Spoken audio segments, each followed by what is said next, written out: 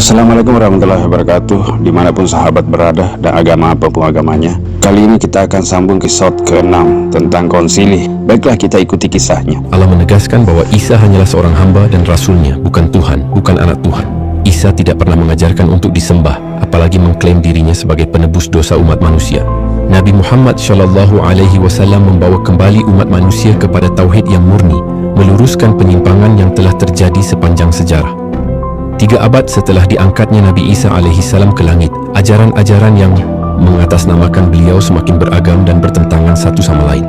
Komunitas-komunitas yang mengklaim sebagai pengikut Isa berpecah ke dalam berbagai kelompok, masing-masing dengan pemahaman berbeda tentang siapa Isa itu dan apa misinya. Sebagian tetap mempertahankan ajaran tauhid murni, menganggap Isa sebagai nabi dan hamba Allah. Sebagian lain, terutama mereka yang mengikuti ajaran Paulus, menganggap Isa sebagai sosok ilahi. Perbedaan ini memunculkan perselisihan sengit di seluruh wilayah Kekaisaran Romawi. Situasi ini menjadi perhatian besar bagi Kaisar Romawi saat itu, Konstantinus. Bagi Konstantinus, persatuan umat adalah kunci stabilitas kekuasaan. Ia menyadari bahwa perbedaan ajaran di kalangan umat Kristen dapat mengancam kohesi politik. Maka ia mengambil langkah dramatis, mengundang semua pemimpin gereja ke sebuah pertemuan besar yang dikenal sebagai Konsili Nisea pada tahun 325 Masehi. Konsili Nisea bukanlah pertemuan kecil. Ia dihadiri oleh lebih dari 300 uskup dan ratusan pemuka gereja lainnya dari seluruh penjuru kekaisaran. Tujuan utama dari konsili ini adalah untuk menetapkan doktrin resmi mengenai hakikat Isa. Salah satu isu utama yang dibahas adalah apakah Isa adalah makhluk ciptaan Allah ataukah ia sehakikat dengan Allah. Perdebatan berlangsung sengit. Tokoh-tokoh seperti Arius, seorang presbiter dari Alexandria, bersikeras bahwa Isa adalah makhluk ciptaan, seorang nabi, bukan Tuhan.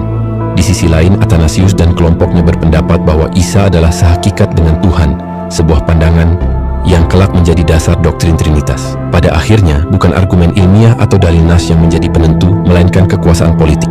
Dengan dukungan penuh dari Kaisar Konstantinus, kelompok yang mempromosikan ketuhanan Isa memenangkan konsili.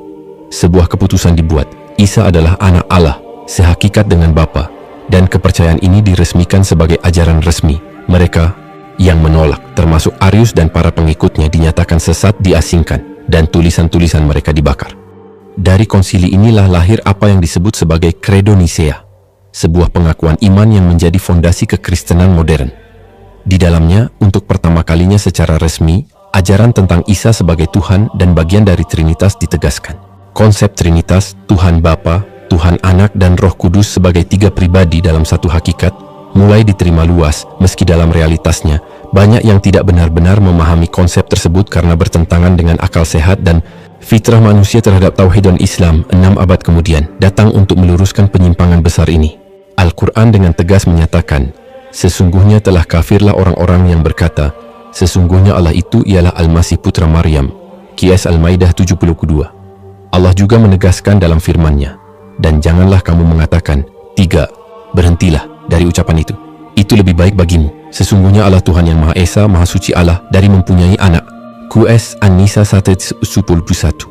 Konsili Nicea bukan sekadar peristiwa sejarah keagamaan, melainkan sebuah momen penting dalam perjalanan penyimpangan akidah.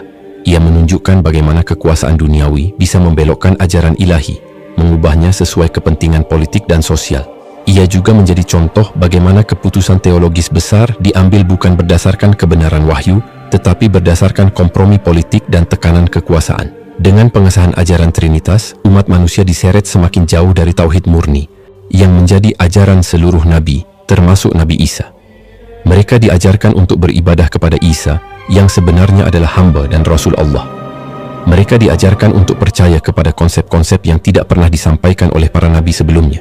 Sungguh, pelajaran besar dari Konsili Nisea adalah betapa bahayanya campur tangan manusia dalam urusan agama. Ketika wahyu diabaikan dan diganti dengan keputusan musyawarah politik, maka kebenaran akan terkubur dan kebatilan akan berkuasa dengan mengatasnamakan agama. Itulah sebabnya dalam Islam, wahyu dijaga dan tidak boleh diubah oleh siapapun, bahkan oleh orang-orang yang paling berkuasa sekalipun. Konsili Nisea menjadi titik balik besar dalam sejarah. Ia bukanlah kemenangan kebenaran, melainkan kemenangan kompromi politik atas wahyu yang suci. Dan sejak saat itu, konsep Trinitas menjadi ajaran utama yang diajarkan di gereja-gereja di seluruh dunia, mengaburkan cahaya tauhid yang pernah dibawa oleh Isa putra Maryam alaihi salam.